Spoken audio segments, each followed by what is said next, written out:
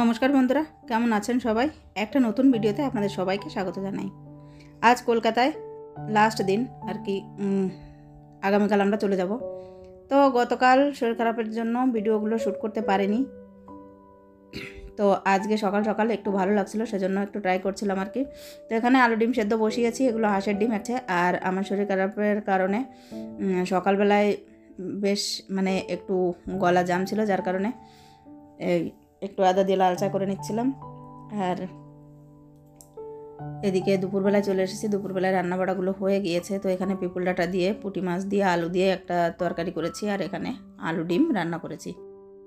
কলকাতায় এসে গরমের সময় এসেছিলাম, তখনও দিল্লির থেকে টেম্পারেচার কলকাতার কম ছিল। ভেবেছিলাম দিল্লিতে কলকাতায় হয়তো এত বেশি গরম পড়বে না, কিন্তু তখনও এসে সকলের অবস্থা খুবই খারাপ হয়ে গিয়েছিল।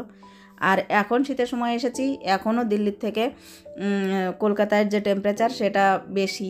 তো ভেবেছিলাম দিল্লির মতো অত ঠান্ডা পড়বে না, তো সত্যি অতটা ঠান্ডা পড়েও নি, কিন্তু শরীরটা বোধ হয় একটু বেশি ঠান্ডা সহ্য করার ক্ষমতা হয়ে গেছে, যার কারণে বেশি ঠান্ডা দিল্লিতে থাকা সত্ত্বেও ওখানে শরীর খারাপ হয় না। আর এখানে কম ঠান্ডা দেখেই শরীরটা খারাপ হয়ে গেল। তো এরপর এই যে একটা লোক এসেছিলো নারকেল গাছটা পরিষ্কার করার জন্য, আর কিছু ডাব ছিল সেগুলো পেড়ে নেওয়ার জন্য, পেড়ে দিতে আর কি। ডাবগুলো এই যে দিদিদের মাটির উপর ফেলছিল, আর পিয়াল এখানে বেশ মজা করেই আর কি ডাবের জল খাচ্ছিল। তো আমারও খেতে মন চাইছিল। যাই হোক, নিজেদের গাছের ডাব খেতে তো মন চাই, কিন্তু শরীর খারাপের কারণে কেউ আর আমাকে ডাবের জল খেতে দিতে রাজি হলো না। ওর বাবা একটু দাঁড়িয়ে দেখছিল। আর এদিকে দিদিদের এই যে পকেটগুলো, সেগুলো নিচে ঢালাই করে দিয়েছে, আজকে হয়তো রডগুলো দাঁড় করাবে। তো এরপর এই যে লোকটার গাছটা পরিষ্কার করা হয়ে গিয়েছিল, তো কিছু পাতা আর যেগুলো ডাব ছিল সেগুলো সব ফেলে পরিষ্কার করে নেওয়া হয়েছে। এরপর আর সারাদিন ভিডিও শ্যুট করতে পারিনি, চলে এসেছি সোজা রাতের বেলায়। আর কি করব, তাই ভাবলাম ঘরটা একটু ভিডিও করে নিয়ে যাই, সেজন্য তো ঘরটারই একটু ভিডিও আপনাদের সাথে শেয়ার করছি।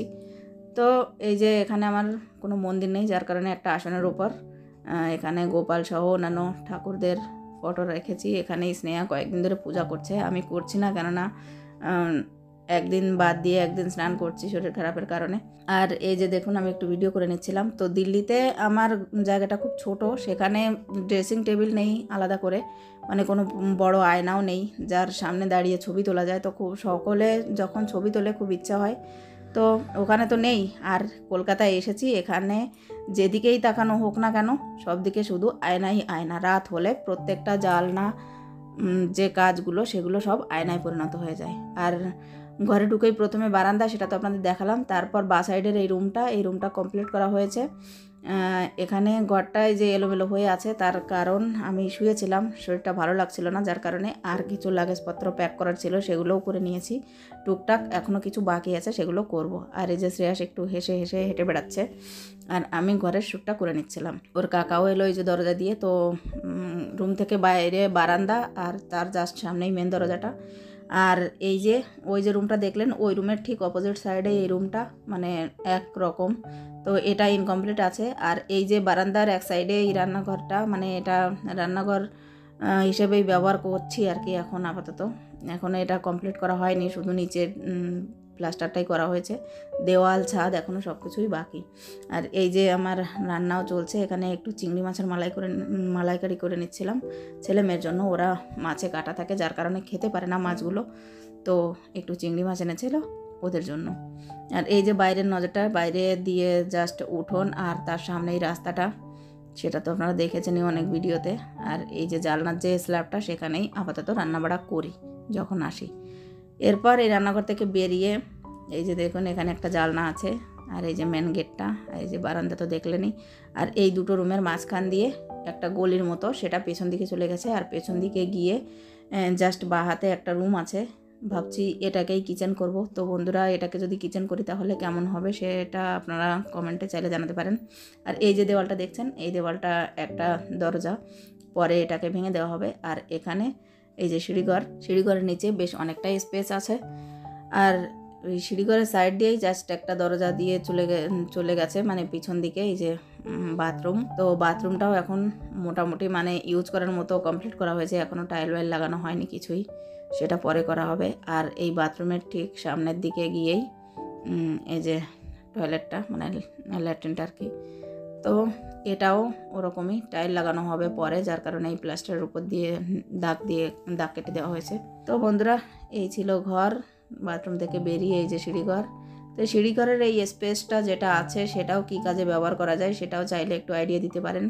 আর আমার এই যে দেওয়ালটা, এটাই হচ্ছে আপনার একটা দরজা, যেটা পরে ভেঙে দেওয়া হবে পেছন দিকে যাওয়ার জন্য।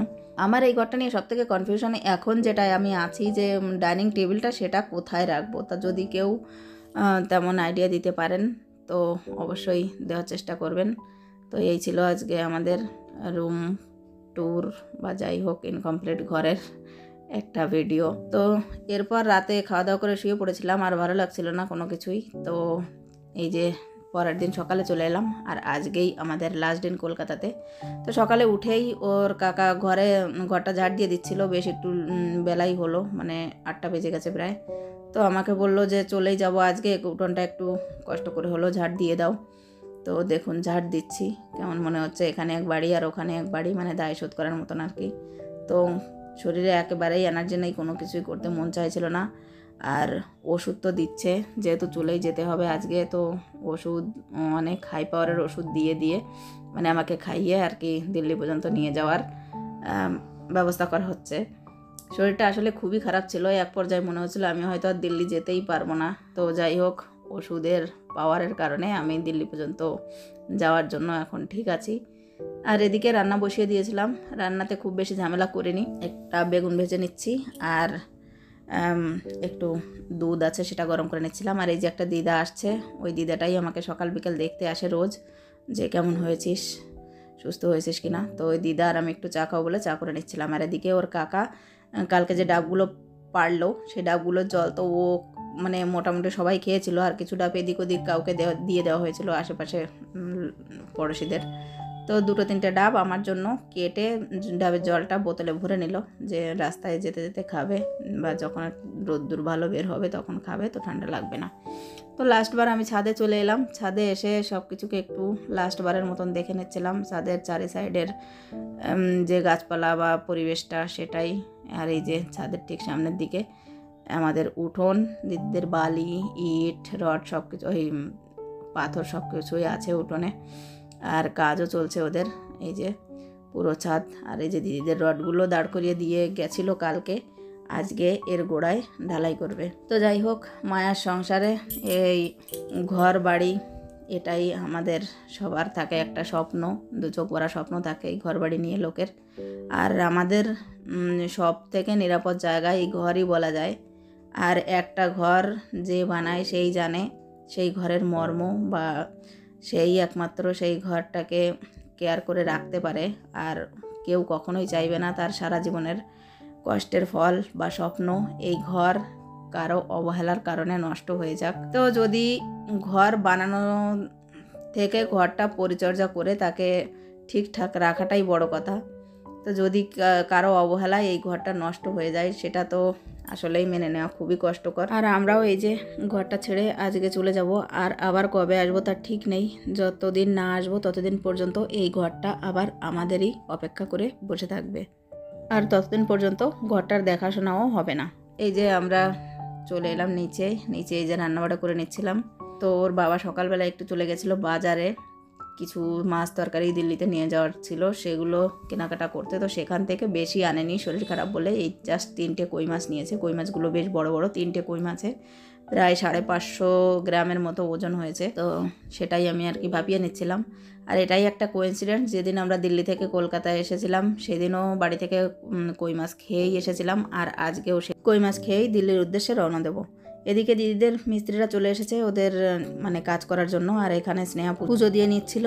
তো বন্ধুরা, এরপর বেরোনোর আছে, আর যাওয়ার ভিডিওটা অন্য একটা ভিডিও নিয়ে আসবো। ততক্ষণ পর্যন্ত সবাই খুব ভালো থাকবেন, সুস্থ থাকবেন। ভিডিওটা এখানেই শেষ করছি, টাটা।